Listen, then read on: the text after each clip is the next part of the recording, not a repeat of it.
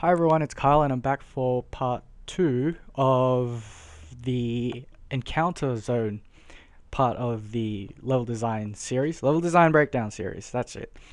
Yes, I've been away for a while doing contract work for a few small indie companies, a few startups, including work on my own company, which is actually been a little bit of a nightmare because we're just settling into our office and things have been going a little bit slow, and it actually is quite unsteady at the moment. But hopefully we can get through that and move along with the major project. Now, in the last video, we sort of looked at how to make a pretty basic encounter zone, and how to make it feel uneven. Now, if you can't already tell, I've made a start on the second part by making a second story. So there's two walls there, including some sort of like I guess a mid-floor gap. And really, if you are making any sort of game, you'll know that there's a gap between a floor and a ceiling. So just keep that in mind when you're building your level, especially if it's going to be some sort of Call of Duty GTA style game. Just bear in mind that they do use real world measurements, so you should too if you're planning to make something like that. Now, in the previous video, we had a pretty basic room. It was square, it was pretty boring, which in some cases though, that is what you need to do. But I want to make this an interesting encounter zone. So what I've gone and done is made the room bigger, of course, and I've also made this sort of lowered floor here. And the reason why I want to do that is, and I'll show you why this sort of setup works, having like a sort of mid floor or a half floor. I'll show you, right? If I was, say, playing the game and I've played this before, just imagine this being part of a campaign. I've played it before and I know that this room holds nothing special, right? I can very quickly just run along this side of the map and get to the other side pretty quickly. But if I exit and then play again, if I didn't know what was going on and I was curious to see if there was something special in the room, I would go down the stairs, or a ramp in this case. I could have a look around and see what's special and then leave. But at the same time, if I put things in like props, which I will do right now, this is a prop primitive. Most of these are just all Unity primitives, so really if you want to follow along, you can just make these yourself. But it's alright if you don't want to do that. And I'm just gonna put that there, and I'm gonna say make a stack of crates just to make it interesting, right? The whole point of making this area is to make the encounter room, or to make rooms in general, interesting, because I have never seen a level before that had a completely like the entire level, as in, was completely flat. It was all on the same level, or you didn't have some option to go your own way. I've never seen that before, but if you do come across something like that, tell me, because I'd like to play that game. Alright, so here we go. Good enough. Alright, so I've made a few stacks of crates here. Couple of stacks of crates. Make it a little bit more interesting. Put another one out here.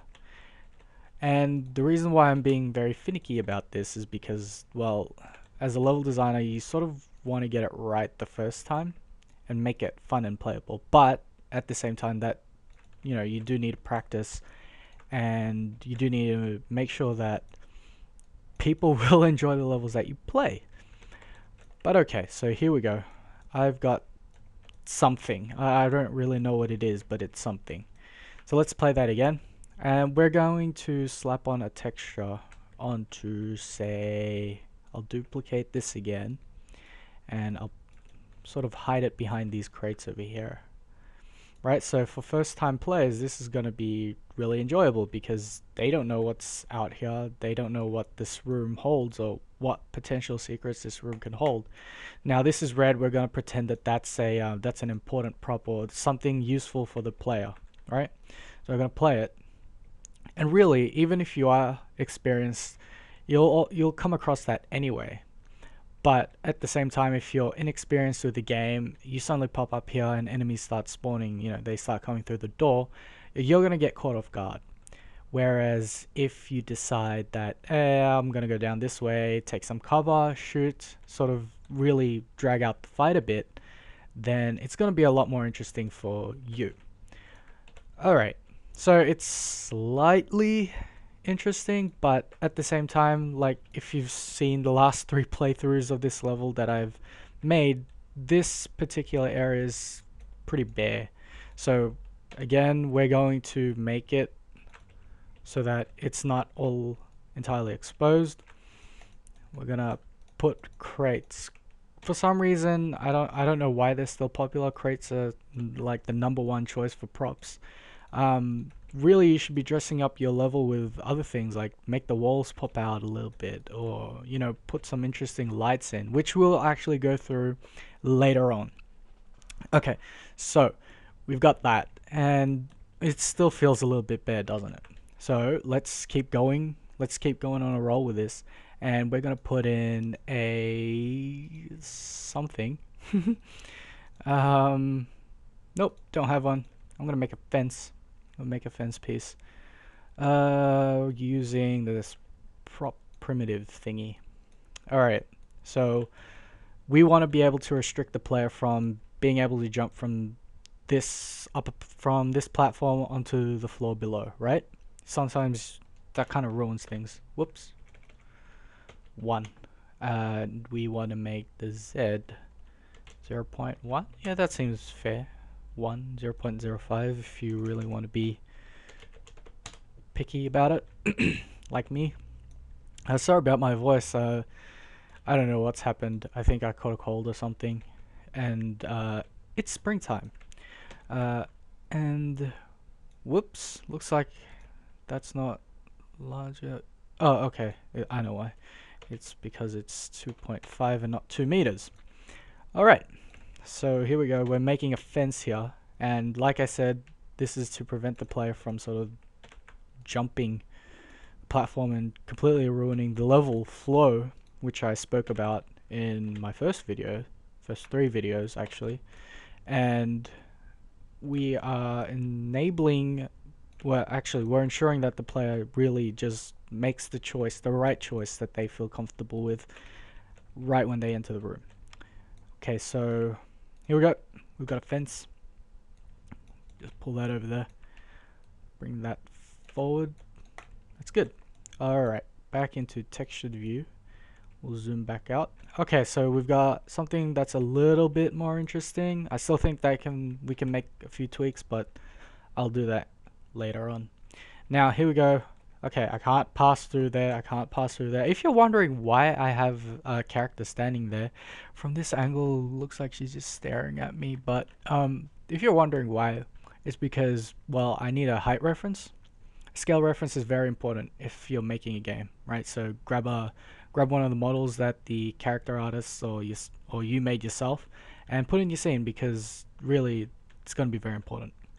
Okay, so yeah, man, my voice is going to go soon, so I'm gonna leave it here.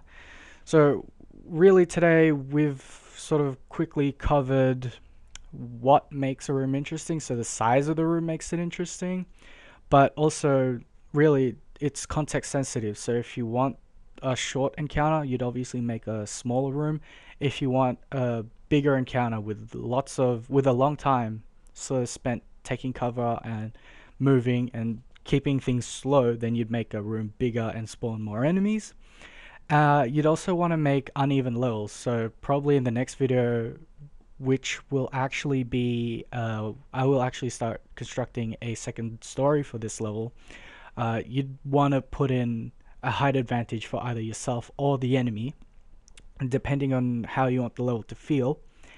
And really, by making uneven levels, you give the player a chance to explore the level a bit, or the area a bit, and give them also a chance to, well, I guess it's not really that important, but it gives them a chance to find things that they wouldn't expect, or they wouldn't have found in their first playthrough, for example.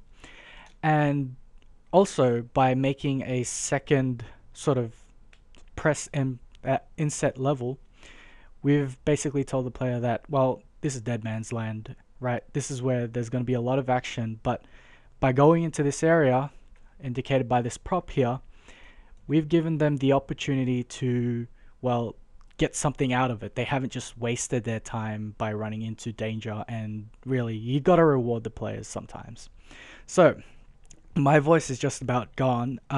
So this will be this video for this week. On Friday, which is if I just check the thing, check my calendar, the 27th, I'm going to post up the next video because I'm actually behind on videos.